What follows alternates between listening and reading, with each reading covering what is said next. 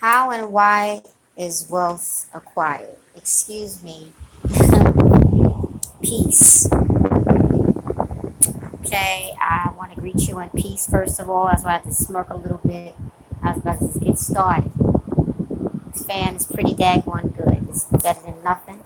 Well, let me show you something since I'm thinking about this topic. As this live stream was loading up, I thought about it, quite a few things.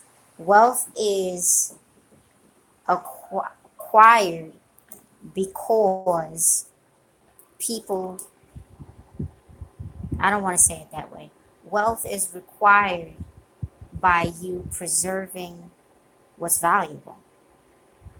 That's how wealth is acquired. I gotta turn off my water. Excuse me.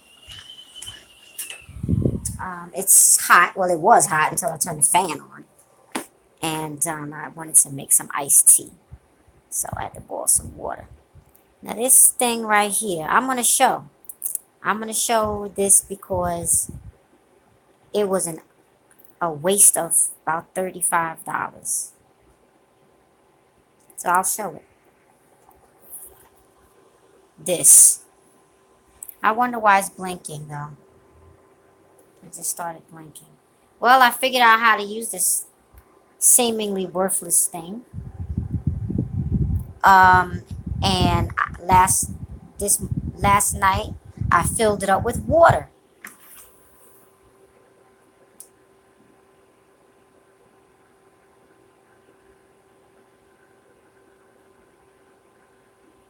Okay? Maybe that's not how it works. Maybe I still don't know how it works. This time I filled it up with ice on the side instead of water. Because I thought that the way it works is that you know, it cools the air coming out, but that's not how it works. So I feel like it was a waste of $35. Now, I'll actually do what is fundamental and read instead of guessing. But this is what happens when you don't work together with the person you live with. They come home and they buy two of these. And you think, oh, well, dang, if she bought two of them, and didn't even talk to me about it, I might as well buy a third one.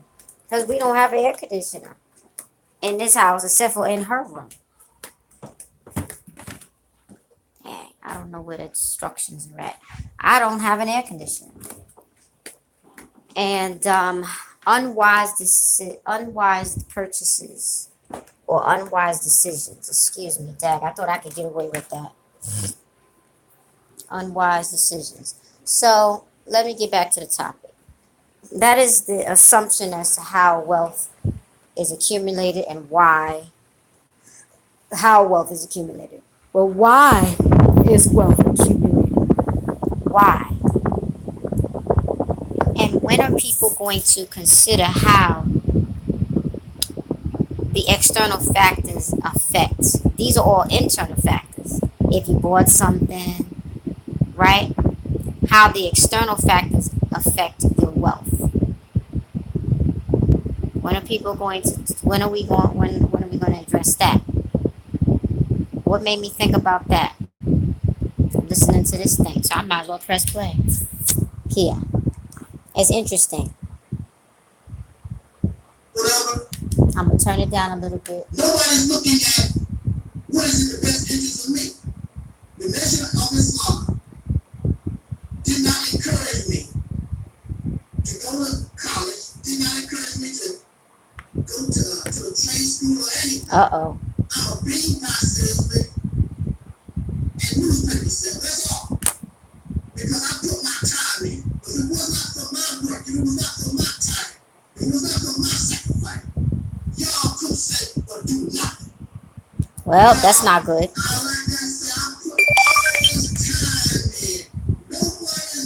I'm going to turn it down. You see what I mean though?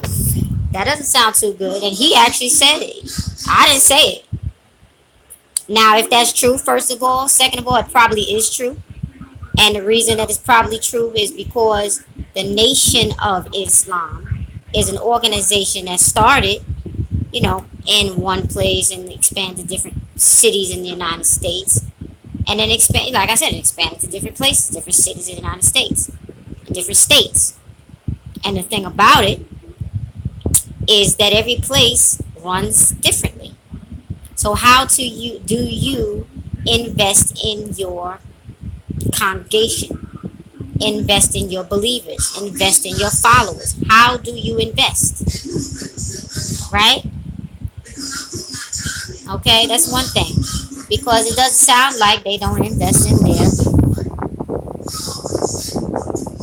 it does sound like they don't invest in their people. But who knows what the template was that it began in? It might have been the template might have been for the conditions of a certain place and unfortunately a certain time. And I would like to say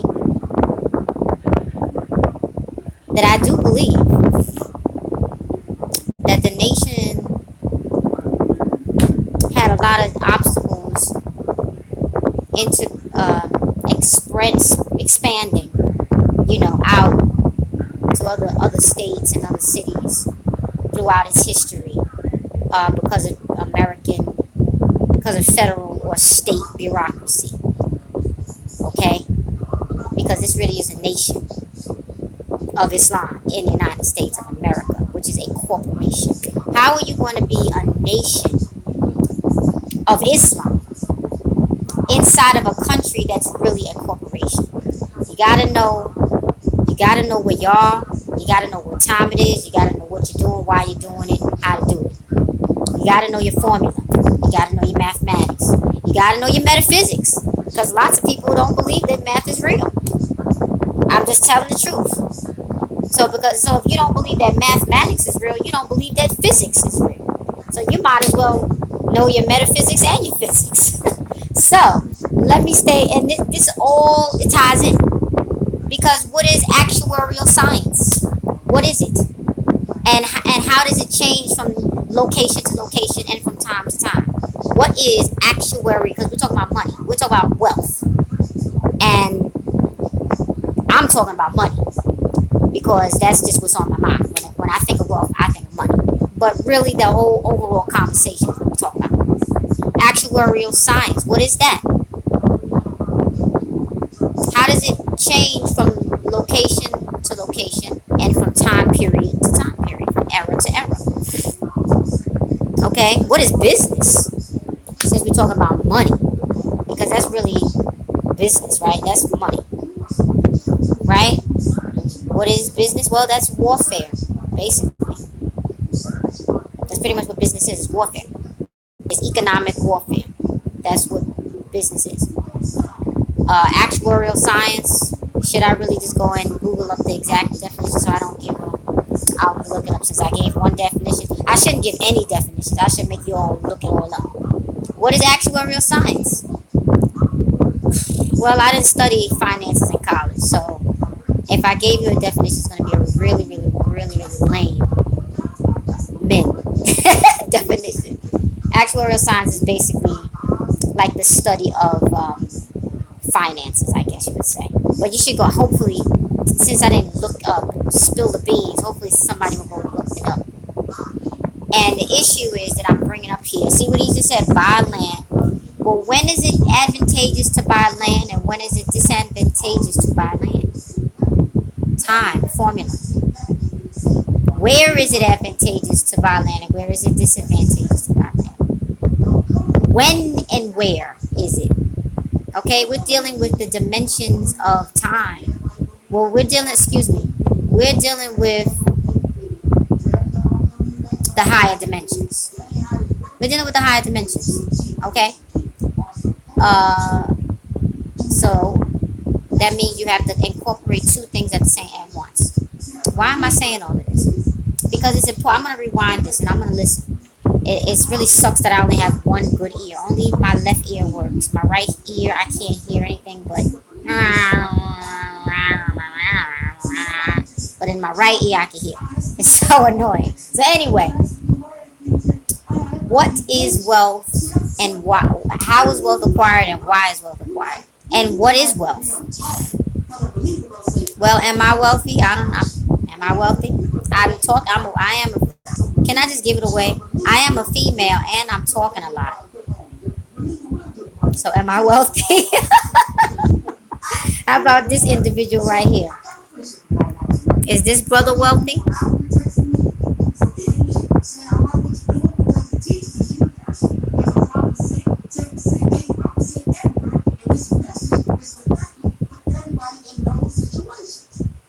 There's a 5%, a 10%, and an 85% everywhere, and everywhere, and it's true, and it matches everybody in their situations, no matter where they are. So who's the wealthy one? Is the 5% the wealthy one? Is the 10% the wealthy one? Is the 85% the wealthy one? Let's take the 10% out because by definition, the 10% are the wealthy bloodsuckers of the poor. Now, I'm not going to give away the rest. Oh, I should just say the bloodsuckers of the poor. They might not be wealthy. I don't know. Hey, we're going to assume that they are. Let's move on. Who's wealthy, the 5% or the 85%? Who's wealthy, the 5% or the 85%? When you compare the two. That's not a very good comparison. It's not a very good analysis. I should have just said, who's wealthy? Let's just talk to people who know the science. Because it gives you a reason to go and look up the background information. So who's wealthy? The 10% or the 5%?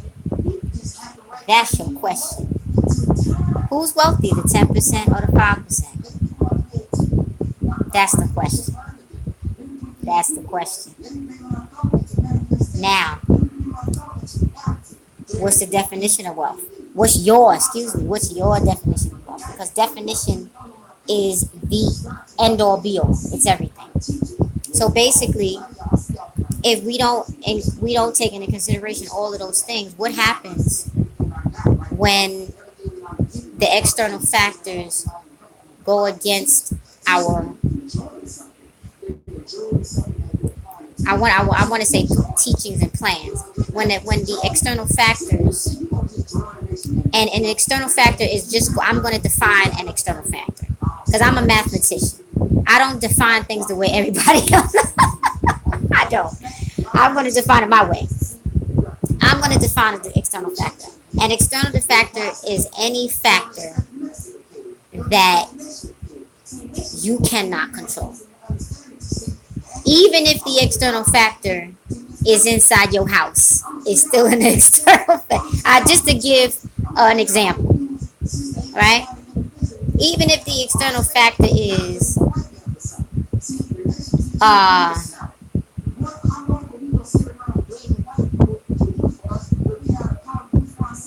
how many days you are going to get sick this year because you don't in this year or in the next 365 days because it is July, right? Or how many days are you going to get sick for right? That's an external factor. Especially, I should say this way, for people who are in conditions where sickness can come out of their control. Whether it's a job that you have where it makes you sick and you cannot control it, whether you have an illness that makes you sick and you don't know when you're going to get sick, when you're not going to get sick, right? Even if that's even if that's what's outside of your control, that I'm still going to define that as an external factor. Okay, we can put that in a pseudo category. The pseudo category of external factors. So let's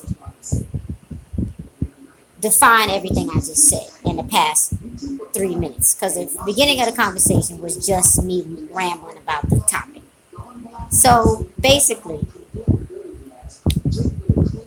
when it comes to your external factors and we're calculating our wealth, if you're calculating, not counting, you count what's the past and you usually count the present. You don't calculate the past or the and you and you don't really calculate the present. You don't. I mean, I'm sorry. The present is 50-50, and it could be in different strokes for different folks. You don't calculate the past. You calculate some aspects of the present. Okay. You don't. You calculate the future, and you calculate certain aspects of the present. You do not calculate the future unless you God. I mean, you do not count. I'm sorry, you do not count the future unless you're a God over something. That's on another level. We're doing. I've been interested in this for so long. We're going to address futures. We're going to address speculation. We're going to address all the things that I have been interested in most of my life. Fortune telling, all of it is the same thing. Predicting, fortune telling, forecasting, psychic stuff. I'm just gonna put it all in the same box, in the same fist. And oh, maybe I should do a little. Oh, she's on the phone. So basically, that's what I'm gonna do, and that's what we need to do to calculate. You know that subject in math that not everybody was had the liberty of learning in school, calculus. Now I'll look up the definition of calculus. Excuse me. I'll look up the definition of calculus since I don't remember it because I'm not a computer. I'm a human. Oh, can I show you something, Mom, while you sit up here? Now let me show you. I'm doing this video. She's still on the phone. If you're still on the phone, forget it. Yeah. Calculus. First definition. Calculus is a noun. The branch of mathematics that deals with the finding and purposes of derivatives and integrals of function by the methods originally based on the summation, of infinitesimal differences. Infinitesimal differences. Do you see how calculus has to do with the future? And I'm not looking back. Since the word infinite is in there, you could argue that if you just look back and turn around, you can calculate the past. But I'm too afraid to turn back. Let somebody else do that. I'll look forward. I'll look ahead. You get anything that has to do with infinity, obviously is the shape of a number 8 on its back. So whether you're looking at an infinity from this direction, looking at staring at infinity facing this way, or staring at infinity facing this way, you can still calculate if you know calculus, and if you know how to calculate backwards or whatever, in reverse or turn around, about face. But I don't want to do that. I'll let somebody else do. I'll let the person that went to school for history. I didn't go to school for history. I went to school for mathematics. I went to school for mathematics education. That's what I went to school for. So I'm not gonna do that. So the two main types of differential calculus are, the two main types are differential calculus and integral calculus.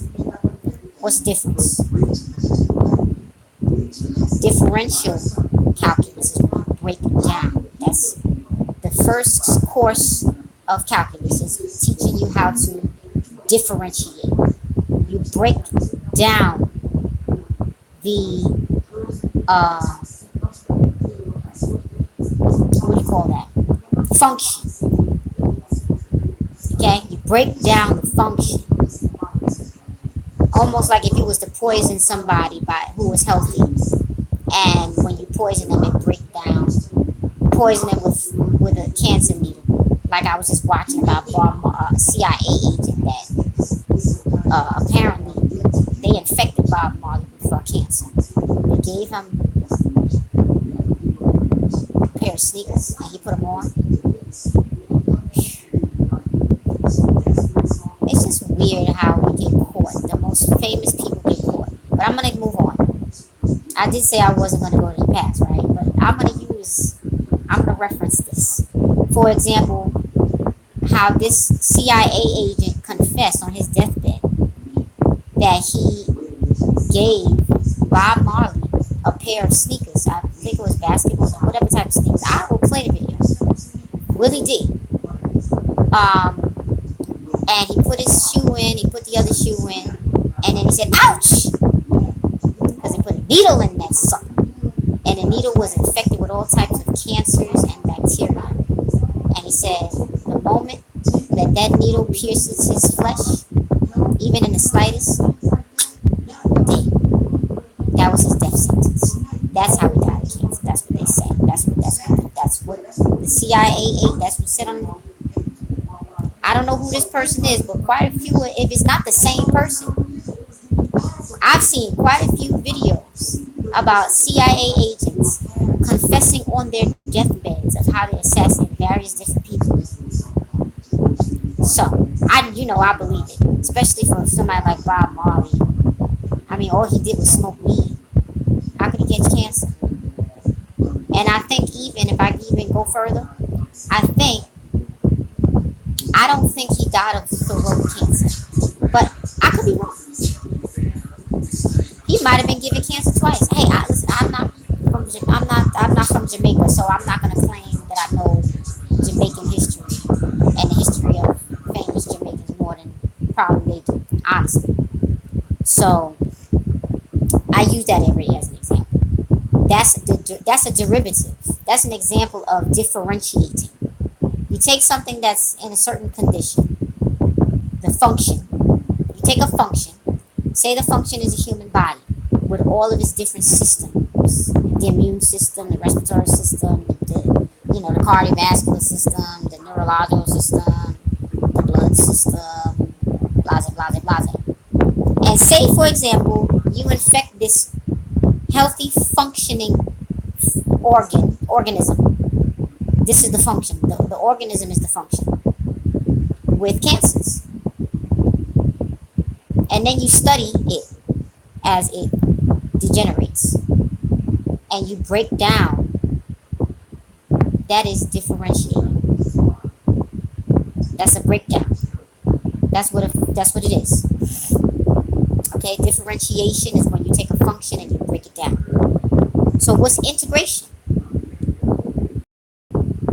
Integration is when you integrate it. Almost like what happens with the DNA strands. The A, G, H, and C, right? You got 4 strands, right? I think I said it correctly. Or is there a T in there also? Right? That integration. And you take that DNA strand, the hermetic symbol, and you fuse it and fuse it and fuse it until you turn it into a living organism, such as a human, a healthy human being. That would be integration. When you fuse, you integrate. Differentiating is when it's analogous to simplifying something. Okay, but simplification is usually, I'm talking about mathematics. When you're dealing with mathematics, simplification is usually arithmetic or algebra. Okay, differentiation is not algebra, differentiation is calculus. Okay, those are 2 different courses in math. So why is calculus so important when you deal with time and dimensions, different dimensions? Because of the what's it called? The infinitesimal differences. That's why. The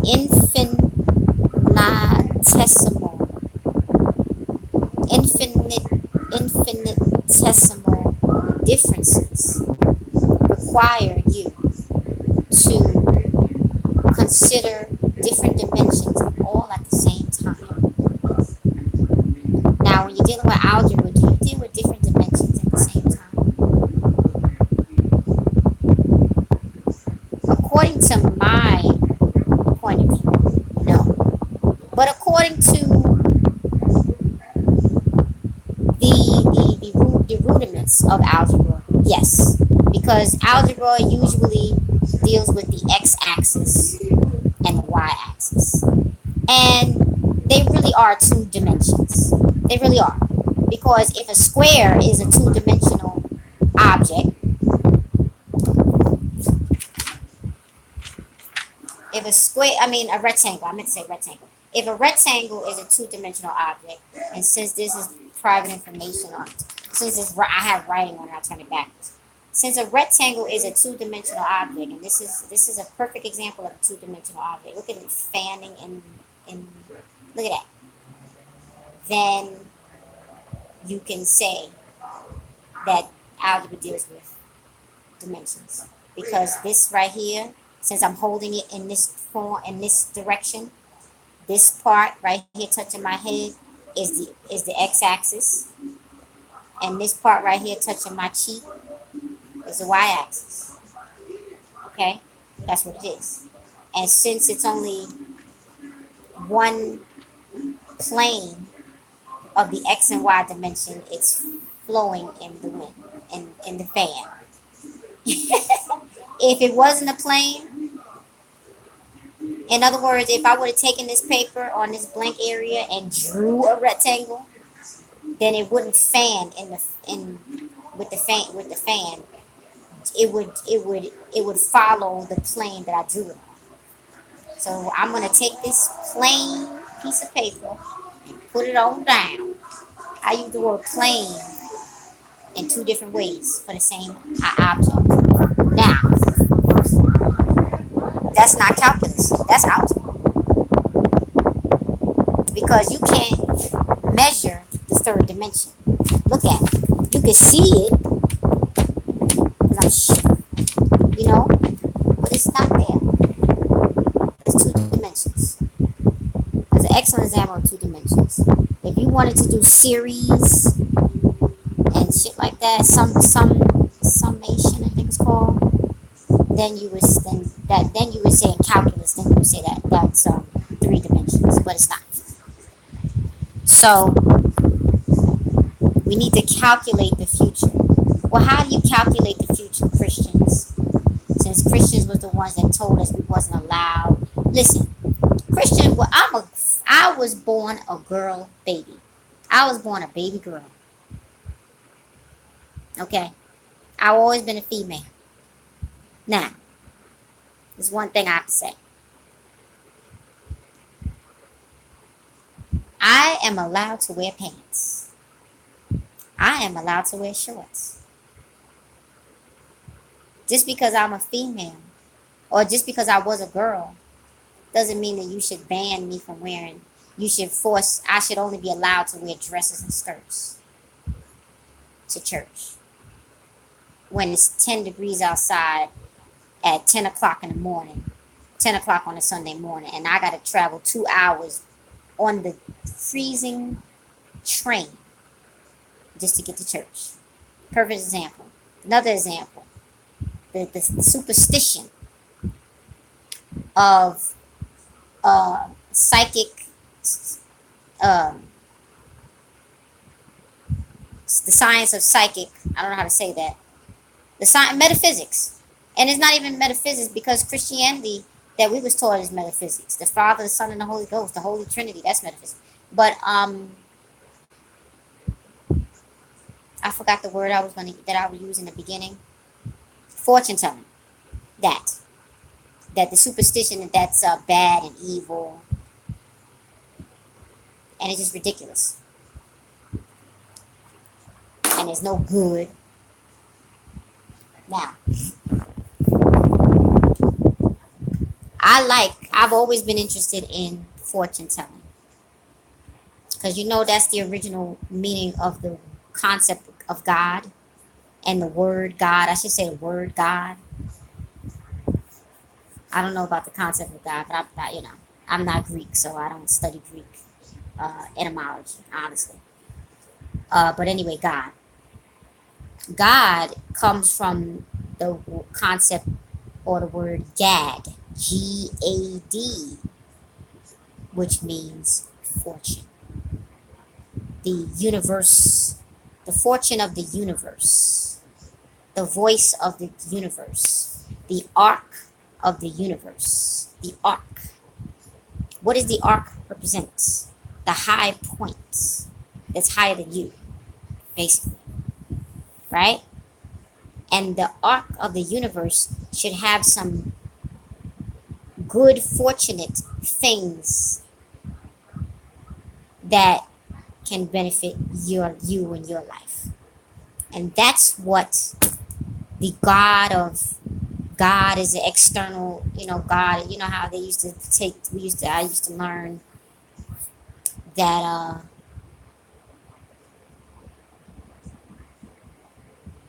whew, that's gonna be her husband, honey. Look at her husband. Look, did they get married yet?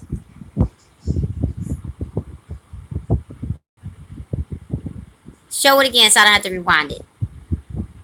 There he is. That's big baby Birdman, and I keep forgetting his name. And Tony Braxton. Anyway, since we're talking about fortune, I'll pay attention to that later. Since we're talking about fortune, I guess that's Southern Fortune. I don't know. Atlantic Fortune. Maybe I will just rewind this daggone video just to show what I wanted to show. And it doesn't look good, but I'm not. Oops. Yeah, it doesn't look good, but I'm not trying to bash her. What's today's date? Today's the 12th. I think their wedding date might be the 16th. I'm not sure. Anyway, fortune. So fortune telling,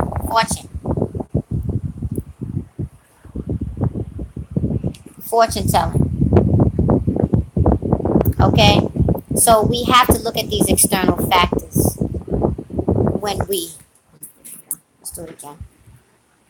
I want y'all to see this. I want this to be documented.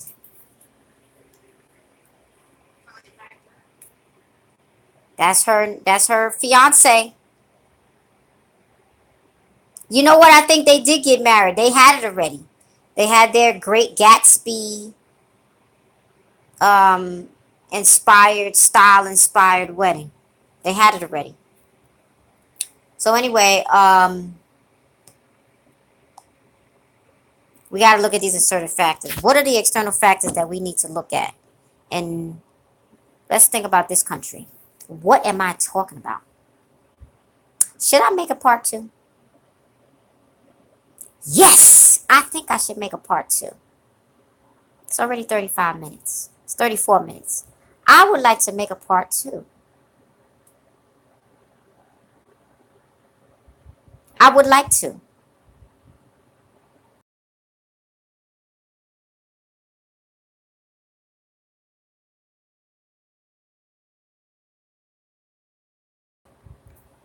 Stay tuned.